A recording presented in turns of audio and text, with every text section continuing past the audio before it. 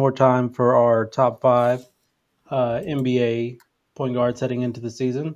So, as always, we'll start at five and each make our picks for that and go in descending order. Colton, you want to go first with who you have at five? All right. Once again, I have a list of honorable mentions here. Uh, Tyrese Halliburton. I could have gotten into a heated argument if he wasn't injured next year because I probably would have had him much higher than anyone else on this list and would have had him on this list. Could have even been controversial. I'll be nice. He's not playing at all next year, so he's not going to make the list. Kyrie Irving is also questionable of when he will come back. Kyrie Irving before his injury is probably at number 5 here. That's just kind of a testament to the top 4 for me, but would absolutely be on this top 5 if not for the injury questions. Trae Young is a player that I think if the winning was there, I would have probably put him more so in the conversation for this top 5. And I just want to give a shout out to James Harden because he had a really good year at point guard last year. Not top 5, sniffing really, but good.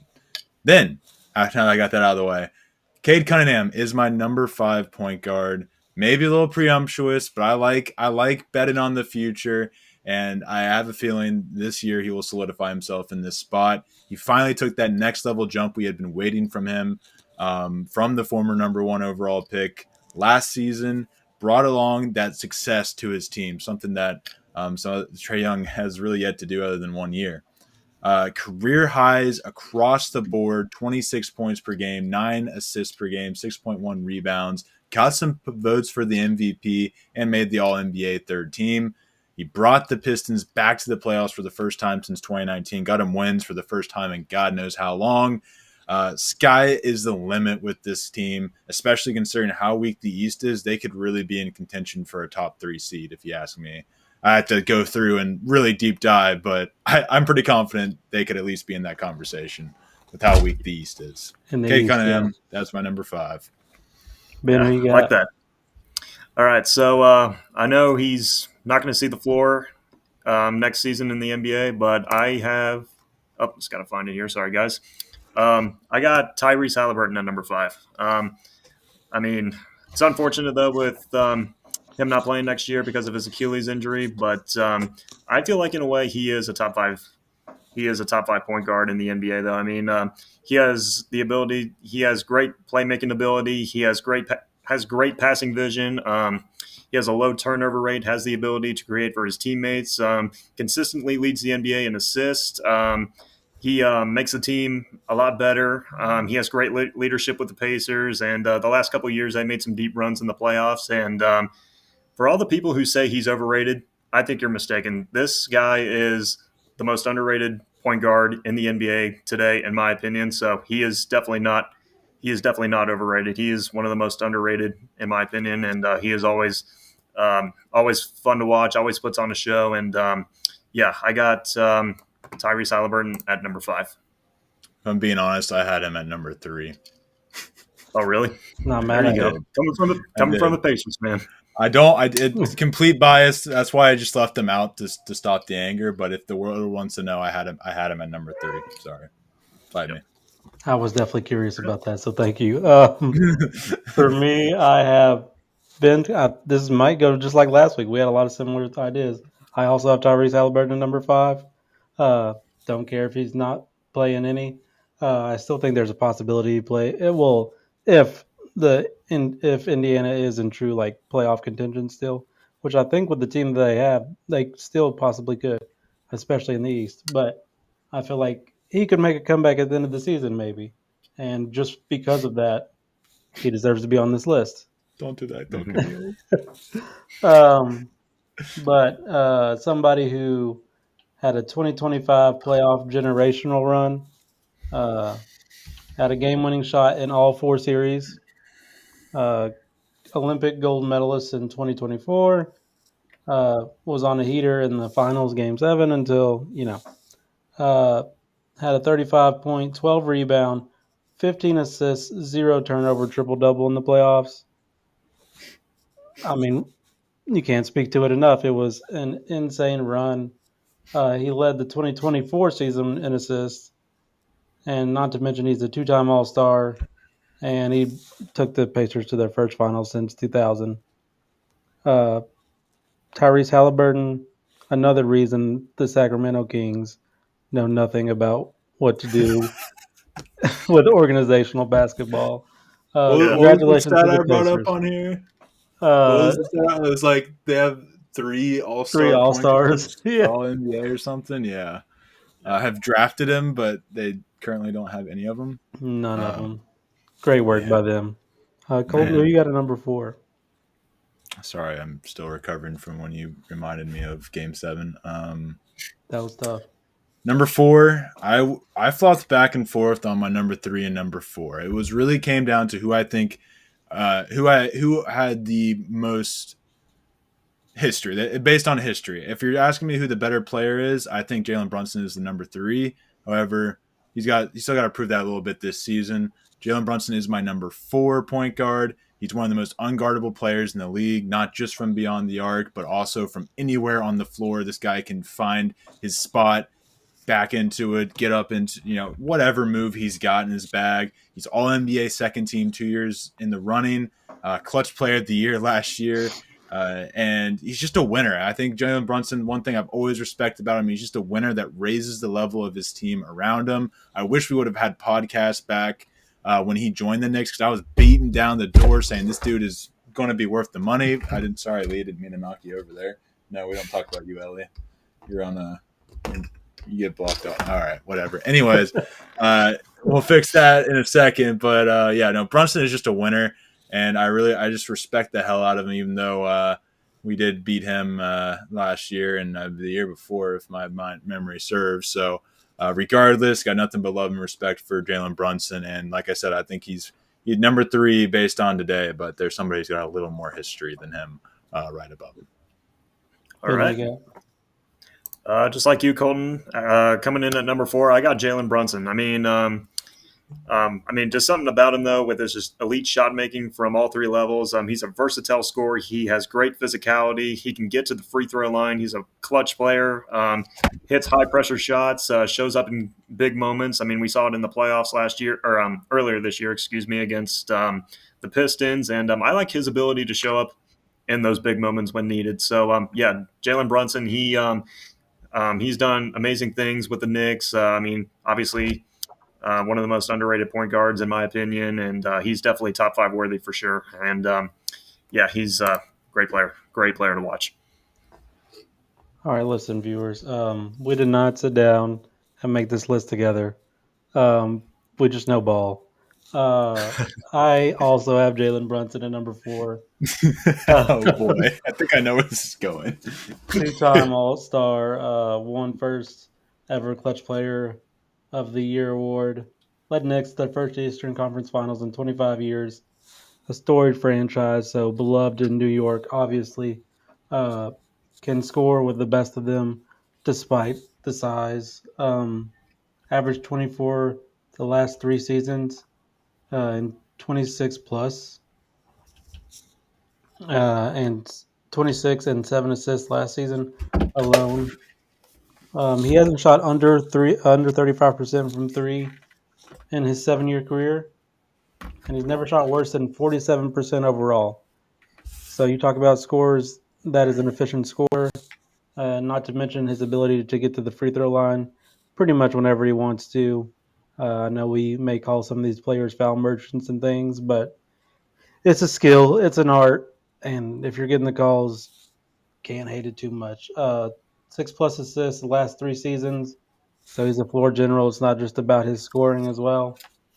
Mm-hmm. And just looking at this and his career, I'm just questioning how Dallas keeps lucking out on getting elite point guard after elite point guard after elite point guard. But that may be a conversation for a different day since he's in New York. But Dallas, congratulations to whoever you're paying off for these point guards. Yeah. Well, we got a number 3. Unsurprisingly, after all that trying to get Lee up, Ellie De La Cruz doesn't really like sharing the spotlight. I don't know if you watch him play baseball. He doesn't really like sharing the spotlight too much, especially in the infield. So apparently he didn't like Lee Corso blocking up a shot. So I took him out of the shot. He doesn't get it today. At number 3, though, back to basketball, it's Steph Curry. Not much needs to be said here. I see Ben's hands go up. 36 years young, still the best shooter in the NBA. His scoring has taken a notable dip, but I don't think that's necessarily his level of play getting worse. I think it's the team around him getting worse, and that meaning just put more triple team him, quadruple team him, whatever. You don't have to worry about anybody else getting their shots in. So I think that's kind of that. Maybe a little bit of age showing, but regardless, I still think he's the best shooter in the NBA. I think he's the most lethal offensive scoring wise in the NBA. But I really think Brunson is right there with him. I think Brunson's versatility is in the mid range and inside is honestly on par, if not a little better than Curry. I might get some flack for that, but I think that's just more of a current thing. Obviously, you go back into Curry's prime, then it's a different story. But I'll give Curry the what's it called, seniority vote here in third place. But I think it might be 3A, 3B for me. All right. I mean, coming in at number 3, just like you, Colton, I do have Stephen Curry. I mean, the greatest shooter, the greatest three-point shooter in NBA history. He has great ball handling. He handles the ball really well, has great off-the-ball movement. He has the ability to create his own shot, has the ability to shoot from deep, shows up in big moments from deep. I mean, overall, though, just a great three-point shooter and the greatest three-point shooter of all time, in my opinion. But, yeah, I mean, just looking at his accomplishments, he's a 4-time NBA champion, 11-time All-Star, and, yeah, he's just what a great player to watch. I mean, definitely shows up in big moments. And so, yeah, I got the greatest three-point shooter of all time in the NBA, Steph Curry, at number 3. All right. Well, it's a good thing we don't have all the same answers this time. I know this one was probably going to shock you all, but I actually have Luka Doncic at number 3. Took everything in me not to put him number 1 as the obvious bias I have. Yeah. Anyways, 5-time All-Star, 5-time All-MVP, 2024 Western Conference MVP, multiple-time EuroLeague MVP and champion. Just a fantastic player. The second most points per game in playoff history. Only thing holding him back for me is his conditioning. Obviously, he's never looked like the top guy in that category, and he doesn't care about defense. And I feel like not the guy number 2, but the guy who's topping my list does care about defense, or Luka probably would have been number 1 here. So that's why he's number 3, but still obviously very excited about the future in Los Angeles with Luka Doncic running the show. Colton, you got number 2.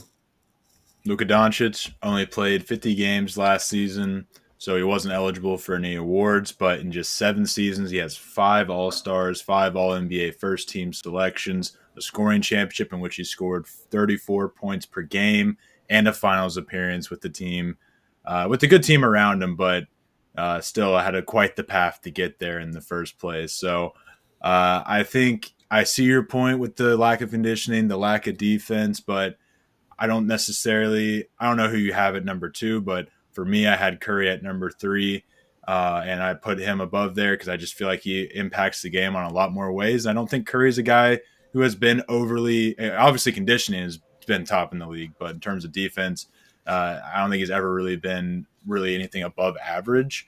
He's played defense in some spots, but regardless, I think the just overpowering offensive stats, not just from scoring, but his playmaking ability and his clutchness. I think clutchness is something that really does need to be talked about a lot because Luka Doncic most certainly has that in this case.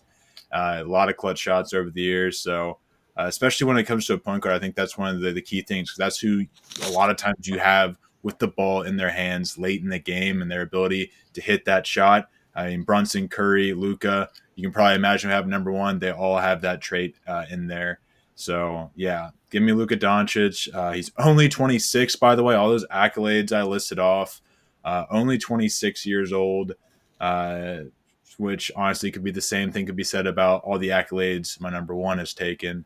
But still, it's going to be interesting because I could see I'll talk about it later. I'll wait till I reveal my number one to talk about it. But like the debate that's going to go on at this number one point guard position is going to be a very interesting debate over the next couple of years. Ben, who you got? All right. Coming in at number 2, I do have Luka Doncic. Known for, obviously one of the most underrated point guards since he got into the league. He's known for having great court vision, has the ability to find his teammates and create for them. He's an elite scorer. He can score at the rim. He can shoot from mid-range. He can shoot beyond the arc. Has the ability to create his own shot. Impressive durability to control the game. And, he also dominates against top defenders at any speed. And, with Luka Doncic with the Los Angeles Lakers, it'll be interesting to see what he can do with his second year in Los Angeles. But he's definitely one of the most fun and one of the most underrated point guards in the NBA that we have today. So I got Luka Doncic at number 2. I understand. I feel like 3 and 2 are pretty much a toss up. For me, 2 is Steph Curry. The greatest shooter that will ever live. A player who revolutionized the game forever. I don't know what scoring looks like at this point in the NBA, if not for Steph Curry and shooting from 40 feet away whenever he crossed half court. A 4-time champion and 2-time MVP, including the first ever unanimous one. I may be just looking too much into the past and into his peak in these rankings, but he is number 2 for me. He's been a steals leader, 2-time scoring champion, and Olympic gold medalist. Talk about clutch. He was definitely clutch in that Olympic gold medal game. One of the most exciting basketball games I've ever watched. So Steph Curry, I think it's more leaning towards the championships and the MVPs he's been able to put together. He did have some health concerns at the beginning of his career, but his conditioning has never been called into question, and I feel like that's just why he's a little bit higher on my list. If there's somebody who's getting his exercise on the court, it's Steph Curry. So he's number 2 for me. Colton, who you got at number 1? I have who everyone has at number 1, Shai Gilgeous-Alexander. Some say the best player in the league, and I can't argue against that. There's arguments to be had, but I'm not going to argue against that right now.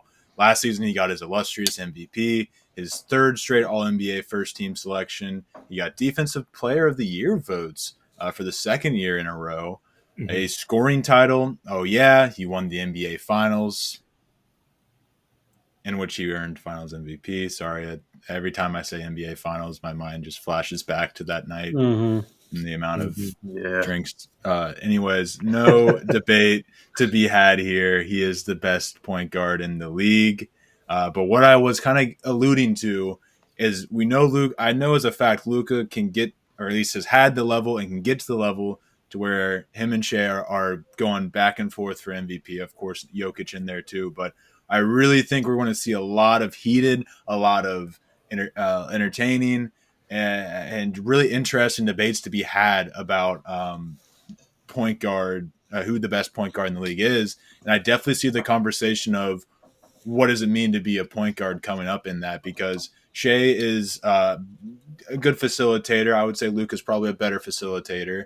At least a better passer, and a lot of people will say, "Oh, well, Luke is the more pure point guard," but he isn't really, because he's taller, more unconventional point guard. But in the sense of being a good passing point guard, I'd say Luka probably wins that battle. So I don't know, just something I thought about when I was making this list is that this is going to be a really interesting. Is it Shai, who's just the pure, really great scorer, also a good facilitator? I'm not trying to say he's not a good passer. I'm just saying Luka, in my opinion, is better by a pretty good amount.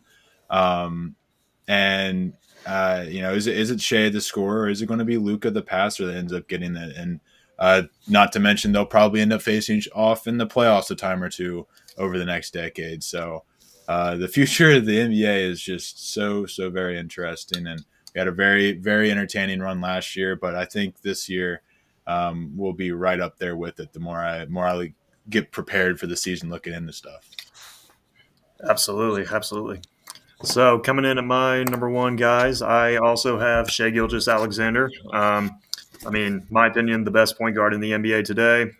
He has elite scoring ability. I mean, one of the best scorers in the NBA today. Um, he can score from anywhere. I mean, from mid range, he can get to the rim. He has the ability to shoot the three. He's also a great defender, known for having quick hands, leading to a high number in steals and blocks. Has the ability to use his body and draw fouls, and he can get to the free throw line.